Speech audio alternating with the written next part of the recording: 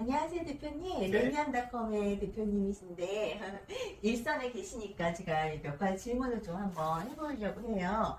요즘에 이제 저희 사무실 거래 절벽이 지속되고 있는데, 거래 절벽은 도대체 언제부터 시작된 거라고 보시나요? 작년도 7월 이후죠. 그래서 작년도 7월 이후에 이제 거래가 좀 부진해진다. 그걸 많이 느꼈고요. 특히 금년에는 이제 아시다시피 굉장한 거래 절벽인데 벌써 한 1년 6개월 정도 좀 거래 절벽이 좀 지속되고 있습니다. 그러면은 지금 현장 분위기, 시장 분위기는 어떻게 느끼시나요? 일단 이제 물건들은 이제 많이 나오는데 우리 매도인께서는 이제 지금 그동안에 받고 싶은 금액으로 이제 물건이 나오고 매수하시려고 하시는 분들은 이제 전혀 매수 의사가 없다 이렇게 보시면 됩니다. 네, 그럼 언제쯤 도대체 물건이 나올까요? 일단 이제 지금 제가 볼 때는 이제 설이 지나고 내년도 한 3월쯤 되면은 일부 좀 금액이 이렇게 좀 조정되는 물건이 나오지 않겠냐 저는 그렇게 보고 있습니다. 요번에 정부가 발표한 취득세 완화 방안인데요. 저 취득세 완화가 좀 설명 좀 부탁드리고 혹시 시장에 영향을 많이 줄 거라고 보시나요? 일단은 이제 지금 이 팔려고 하시는 분 금액으로는 이제 이 취득에 대한 영향은 그렇게 많지는 않고요. 일부 금액이 조정이 되면은 이 취득세 중과 부분은 상당한 효과가 있다. 저는 그렇게 보고 있습니다. 지금 취득세는 지금 그동안에 그 집을 두 채를 갖고 있는 분들에 대해서는 이제 취득세를 8%를 부과시켰거든요. 물론 이제 2년 이내 팔면은 기본세로 적용이 됐습니다만 지금 한 채 있는 사람이 한 채를 더 사면은 8%를 부과시켰어요. 그리고 집이 두 채를 있는 사람이 한 채를 더 사면은 12%를 부과시켰거든요. 그래서 이제 10억짜리 집을 사면은 1억 2천 이상 취득세를 부과를 했는데요. 이번에 지금 보면은 집이 한 채 있는 사람이 한 채를 더 샀을 때 이건 취득세는 기본세인데요. 그래서 6억까지는 1%인데 1%, 그리고 이제 6억에서 9억까지는 2%인데, 그리고 이제 9억 이상은 3%죠.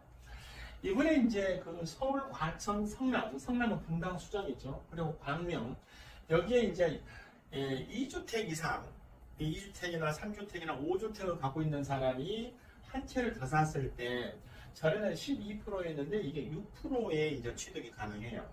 그리고 이제 법인은 집수에 상관없이 6%가 적용이 된다. 이렇게 보시면 됩니다. 네. 그리고 또 발표한 게 양도세에 대해서 발표를 했죠.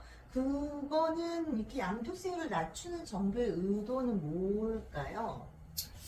일단 이제 양도세 이게 다주택자 중과 부분에 대해서는 제가 볼 때는 이제 언젠가는 해제가 된다. 저는 그렇게 보고 있는데요. 일단은 이번에 5월에서 이제 내년도 1월까지 중과 유예를 시켰죠. 근데 이번에 다시 1년을 더 유예시키겠다.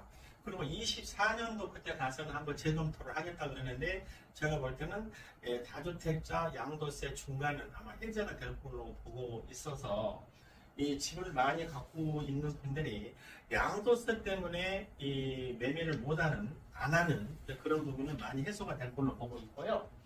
현재 이제 그동안에 보시면은 1년 이전에 집을 팔면은 이 70%가 부과가 됐거든요. 그래서 이제 거의 70%면은 거의 그 소득의 거의 대부분의 금액이 발생가 됐는데, 일단은 단기 매매 기준을 2년에서 1년으로 바꿨어요. 이제는 1년 미만에 팔면은 70%가 아니라 45%가 적용이 되죠. 그리고 이제 1년 이상 지나면 기본세율이에요. 그동안에 보시면은 이 분양권은 1년이 지나가도 집이 입주할 때까지 그 이전에 매매를 하면은 무조건 60%가 부과가 됐거든요. 그러니까 분양권 자체가 매매를 할 수가 없는 그런 부분이 있었는데, 이 부분도 이번에 1년이 지나면 기본세율 적용이 되기 때문에 분양권 매매가 생각보다 원활하다. 그렇게 보시면 됩니다. 그러니까 살 사람은 사고 팔 사람은 팔아라 뭐 이런 정부의 사인으로 볼 수 그렇습니다. 있겠어요. 네. 그리고 지금 연말인데요. 앞으로 2022년 연말에 2023년을 저희는 어떻게 준비를 해야 하는지 궁금하거든요. 지금 2023년에 2022년 금년에 이제 완전한 거래 절벽이거든요. 근데 내년에 2023년은 재개발 재건축에 상당히 그 관심을 가지시기 바랍니다.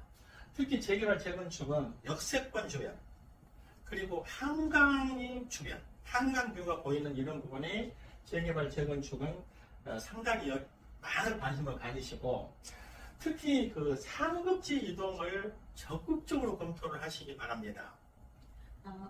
상급지도 많이 들어봤는데 혹시 대표님이 생각하신 상급지는 어디로 보시는지 궁금합니다.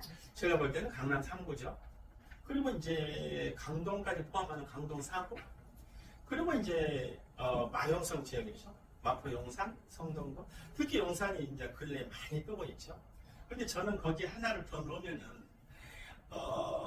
여의도가 포함해 있는 영등포 구도 저는 추천을 드려서 지금 이렇게 그 거래 절벽이 이어질 때 상급지 이동을 적극적으로 검토를 하시기 바랍니다. 네. 2023년도는 그렇게 준비하면 되겠네요. 그런데 사실 지금 거래가 이렇게 활발하지 않은 상태에 있는데 매수자 입장에서 우리는 좀 어떻게 해야 되는지 언제쯤 또 매수를 해야 되는지 이런 게 궁금하거든요. 일단 집값이라는 것이 오를 때는 한정없이 오를 것 같고 또 떨어질 때는 한정없이 떨어질 것 같은데 그렇지가 않습니다. 이 집은 지금 각 단지별로 이 최고가 대비해서 약 30% 정도가 빠진 물건이 나온다. 그러면은 매수를 적극적으로 검토를 하셔요. 그 30%가 떨어진 물건은 지금 2019년도 하반기 기준이거든요.